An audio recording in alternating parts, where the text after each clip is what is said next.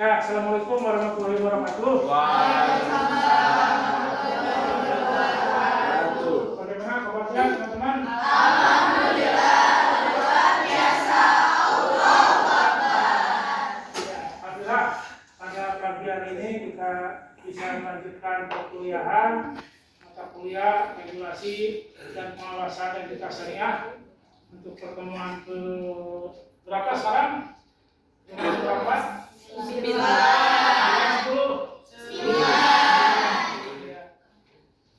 Kalau materinya lanjut, ya kita bahas kaitan dengan regulasi dan pengawasan berkaitan dengan regulasi perbankan syariah. Siapa yang sudah pernah ke lembaga perbankan, teman-teman? Coba bagaimana utarakan berkaitan dengan masalah perbankan itu. Kantornya bagaimana, terus misalnya pelayanan bagaimana, siapa yang bisa menjelaskan? Yang jelas bisa, coba bagaimana itu? Kantornya enak ini. Enak ini. Intinya customer apa sih CS-nya baik lama gitu. Ya, customer service-nya lama ya. Terus satpamnya bagaimana? Satpamnya Pelayannya juga baik ya. Ya baik. Tidak angker, Enggak. tidak angker, jenisnya bapak misalnya, gitu ya, sehingga menyeramkan, tidak. Ya, tidak. Pelayanannya juga baik. Ya, itulah alhamdulillah kondisi perbankan di Indonesia sekarang sudah berubah dibandingkan dengan tahun-tahun sebelumnya. Ya, karena perbankan itu salah satu lembaga yang harus melayani masyarakat berkaitan dengan masalah penyediaan dan dana.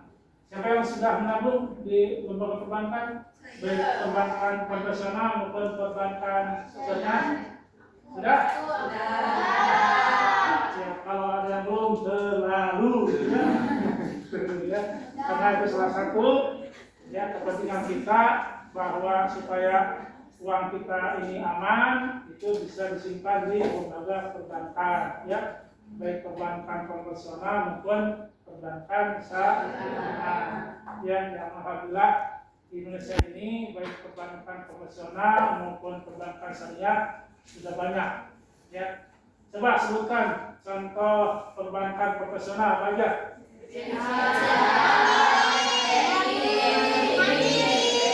Terus? Ya, salah satunya untuk lembaga perbankan konvensional ini BRI, ya, singkatan dari apa, teman-teman? Ya, yang sudah berdiri hampir 100 tahun lebih, ya, dari sejak sebelum kemerdekaan sampai sekarang masih tetap eksis, ya. Untuk perbankan syariah, coba kasih contoh.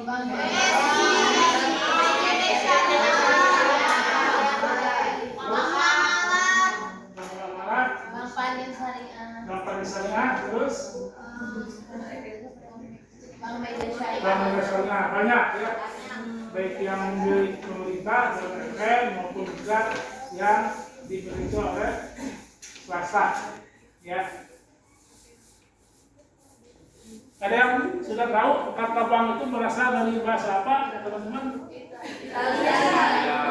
Ya, bahasa Italia katanya, ya. Yang artinya apa? Artinya apa?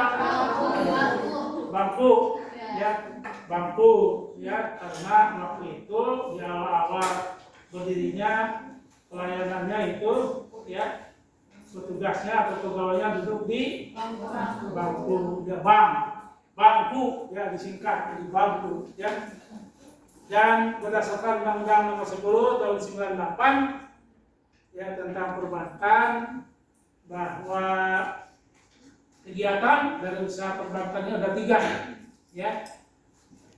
Yang pertama menghimpun dana atau funding, ya, dana-dana yang ada di masyarakat disimpan dikelola oleh perbankan, ya, dari perbankan konvensional maupun perbankan syariah.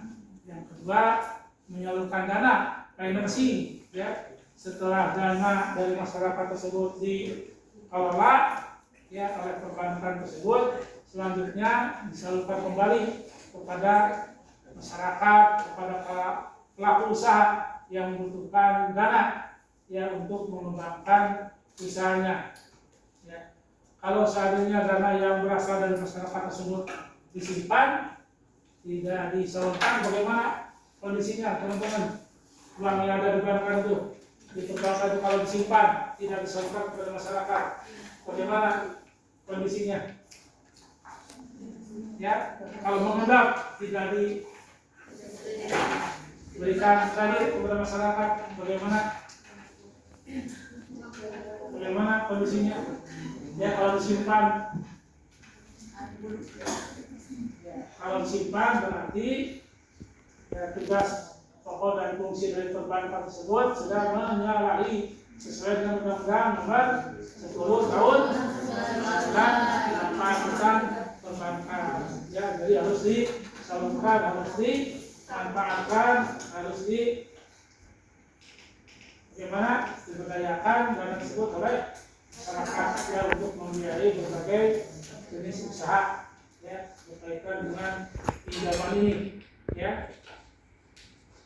Yang selanjutnya perbankan ini memiliki tugas dan fungsi memberikan jasa bank lainnya ya, berkaitan dengan services ya. Itu kewajiban dari lembaga perbankan baik konvensional maupun perbankan syariah ya. Ya, jadi kegiatan menghimpun dan menyalurkan dana merupakan kegiatan pokok ya dari perbankan ini. Sedangkan memberikan jasa lainnya itu hanya berupa kegiatan mendukung ya. Kegiatan mengumpulkan dana di masyarakat ini bisa berbentuk simpanan, giro, tabungan dan deposito ya. Teman-teman menabung di tabungan apa namanya? Tabungan apa kalau di perbankan syariah? Wadiah. Ya. Ciri-cirinya apa itu? Perbankan wadiah yang tabungan wadiah ini. Ciri-cirinya apa? Tidak ada biaya aplikasi. Ya, jadi aplikasinya nol ya. Karena perbankan syariah ini dikelola harus terhindar dari apa? Dari riba ya, karena riba itu berdasarkan hukum agama Islam adalah haram ya. Jadi yang terhindar dari yang sifatnya riba ya untuk perbankan syariah ini ya. Kalau deposito apa itu deposito teman-teman? Deposito apa? Simpanan berjangka biasanya berapa lama? 3 bulan ya. 3 bulan terus 6 bulan terus. Jadi kalau demikian kita ini sebagai penabung misalnya tidak sembarangan ya, tidak bisa diambil setiap saat, setiap waktu, tapi berdasarkan jangka waktunya ya, kalau sudah 3 bulan lalu bisa diambil, bisa dicairkan ya, tidak bisa sembarangan ya. Kalau misalnya dalam bentuk deposito, berbeda dalam bentuk tabungan yang bisa diambil kapan ya, kalau kita memerlukan dana duit tersebut ya, bisa langsung diambil, bisa juga melalui ATM. Apa singkatan ATM teman-teman? Apa? ATM? Ya? Apa ATM? Bukan. Ini kaitan dengan tadi tabungan ya. Jadi ATM itu anjungan tunai mandiri ya, kita bisa ambil uang ya, kita dilayani oleh petugas perbankan ya, bukan amati, tiru dan modifikasi ya. Itu kayak ada juga yang bilang ATM itu artos tina mesin ya, karena kan ATM itu merupakan suatu mesin ya yang kita bebas untuk bisa bertransaksi mengambil uang ya, kapan saja, di mana saja, yang penting ada kartunya, ada ATM-nya, dan yang penting ada duitnya ya. Kalau tidak ada duitnya, kita datang ke ATM percuma, ya. Pas dipijit, masukin nomor PIN-nya, saldo Anda 0. Tidak ada duitnya. Ya. Selanjutnya, ya, fungsi dari bank ini sebagai wadah investasi yang berarti tempat transaksi ya, derivatif dan dijadikan sebagai salah satu model bagi investasi jangka pendek. Ya, karena kalau misalnya kita menyimpan uang di rumah, ya, di bawah kasur, terus apa lagi? Ya, di mana lagi? Ya, di baju, di lemari itu resikonya cukup tinggi. Ya, kalau ada pencuri, ya, ada tuyul. Memang tuyul masih ada, tuyul. Ya, itu resikonya bisa pencurian, kalau terjadi kebakaran, ya, yang kita hangus, ya. Itu kalau disimpan di lembaga perbankan, ya, insya Allah dijamin oleh lembaga simpanan, ya, PS, ya. Kalau ada apa-apa, kalau ada tadi misalnya akibat banjir, ya, akibat kebakaran misalnya gedung perbankannya, insya Allah itu akan dijamin oleh lembaga simpanan, ya, aman uang kita, ya, tidak akan hilang, ya. Yang kedua sebagai tempat cara lindung nilai, yang berarti tempat transaksi derivatif dapat berfungsi sebagai salah satu cara untuk menghilangkan risiko, ya, tadi risiko, ya, dengan jalan dilindungi, ya, atau disebut juga sebagai risk management, ya, kita aman, ya, tidak akan terjadi hal-hal yang tidak kita inginkan karena itu sudah dijamin, ya, tidak akan hilang uang kita ini.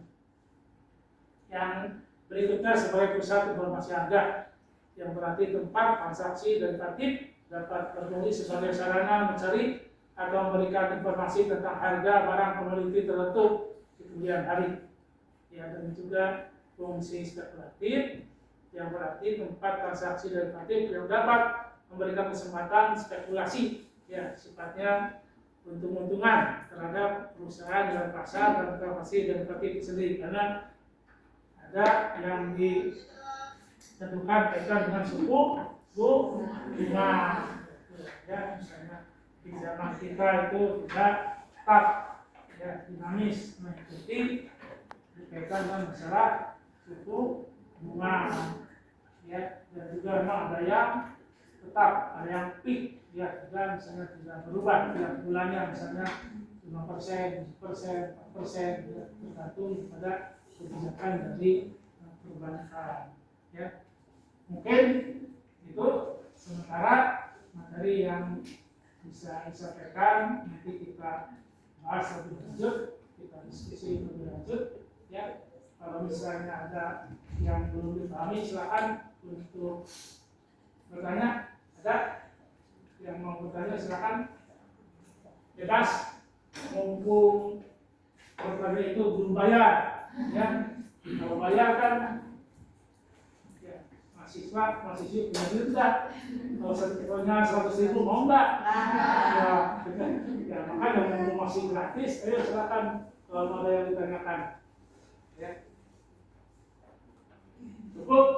Jelas? Benar? Ada yang mau bertanya? Mana, silakan. Ayo, yang siapa? Yang kita? Ya.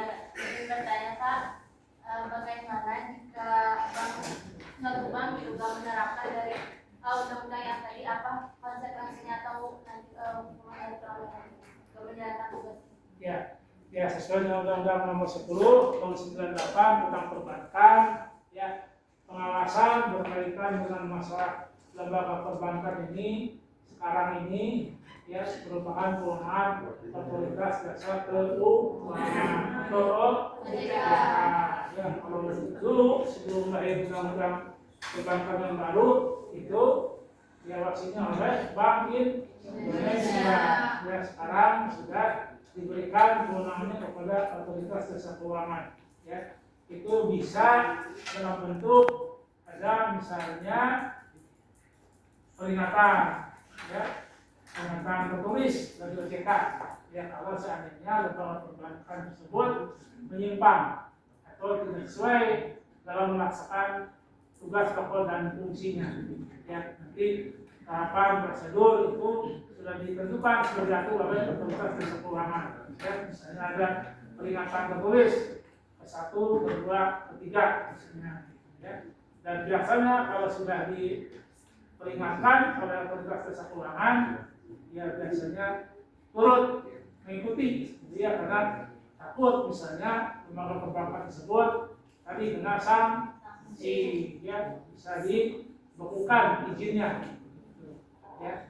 Makanya ya selalu otoritas jasa keuangan ini memberikan bimbingan, arahan, pengawasan dan kegiatan lainnya, ya, sehingga lembaga perbankan ini sesuai dengan tugas pokok dan fungsinya. Ya. Mudah-mudahan tidak puas, ya. Kalau tidak puas, silakan dicari referensi lainnya. Ya. Demikian teman-teman untuk pertemuan hari ini. Ya, mudah-mudahan apa yang sudah disampaikan bisa dipahami dan bisa dijadikan bahan rujukan. Terus teman-teman bisa belajar mengembangkan ilmu pengetahuan yang lainnya. Ya, jangan hanya sebatas yang disampaikan di kelas, tapi juga ya silakan cari referensi lainnya untuk memperkaya khazanah ilmu pengetahuan. Ya, mudah-mudahan semuanya tetap sehat, tetap semangat, ya, untuk terus mencari ilmu pengetahuan, karena mencari ilmu itu adalah merupakan kewajiban bagi setiap muslim dan demikian. Terima kasih atas perhatiannya. Assalamualaikum warahmatullahi wabarakatuh.